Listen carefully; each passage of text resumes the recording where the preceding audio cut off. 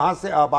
जो आबादी है, जो लोग चीखों पुकार कर रहे थे, कश्तियाँ कम थी, लोग ज़्यादा थे और प्राइवेट कश्तियों वाले बहुत ज़्यादा पैसे चार्ज कर रहे थे, क्या वो सारा मसला हल हो गया? लोग महफूज मुकामात पर चले गए?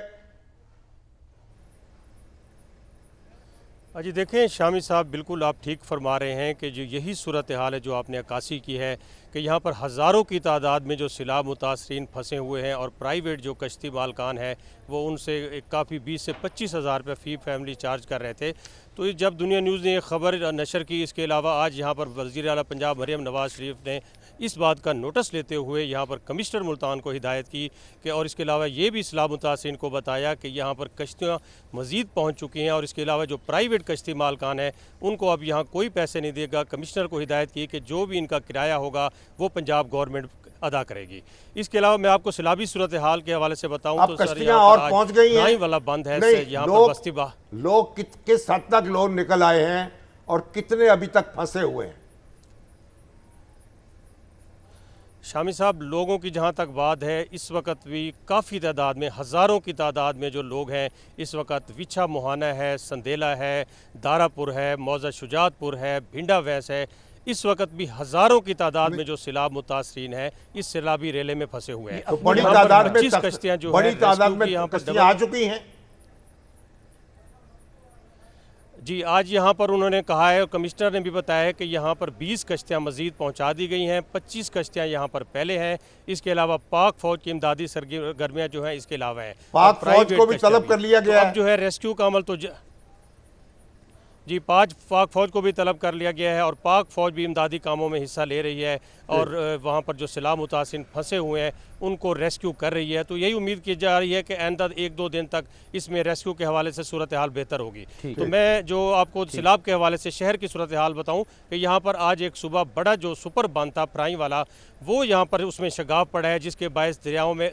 करीबी जो देहाती इलाके हैं वहाँ पर पानी की सतह मज़ीद बुलंद हुई है और जो शहर का जो बंद है, शहर को जलालपुर पीर वाला को बचाने के लिए उमरपुर बंद है, उसमें दबाव मज़ीद शदीद बढ़ चुका है और यहाँ पर इंतज़ामिया ने आज लोगों का यहाँ तेज़ी से इनखला कराया है। यहाँ पर मार्केटें भी बंद कर दी गई हैं, लोगों ने मट्टी के थैले डालकर अंदर अपना सामान रखकर बाहर उनको दुकानों को बंद किए हैं, बैंक्स के ATMs वगैरह सारा यहाँ पर जो निज़ाम ज़िंदगी एक दरहम बरहम दिखाई देता है और एक तशवीशनाक सूरत हाल है। इसके अलावा मैं आपको बताता चलूँ कि जो मज़ाफ़ाती इलाके हैं वहाँ पर भी इससे शदीद पानी की सतह बुलंद हुई है और मोटरवे M5 यहाँ पर करीब ही है, जलालपुर पीर वाला का जो इंटरचेंज है यहाँ पर 8 से 10 फुट तक मोटरवे M5 के करीब पानी पहुँच चुका है। और इसके अलावा हम जो सैलाब मुतासिरीन का इनखला हुआ है उनके हवाले से बात करें तो यहाँ पर गवर्नमेंट की जानिब से फ्लड रिलीफ कैंप्स भी बनाए गए हैं, लेकिन शामी साहब सैलाब मुतासिरीन की एक बड़ी तादाद है जो इस वक्त उच्च शरीफ मुल्तान एक्सप्रेस वे पर हज़ारों की तादाद में लोग यहाँ पर खुले आसमान तले मौजूद हैं।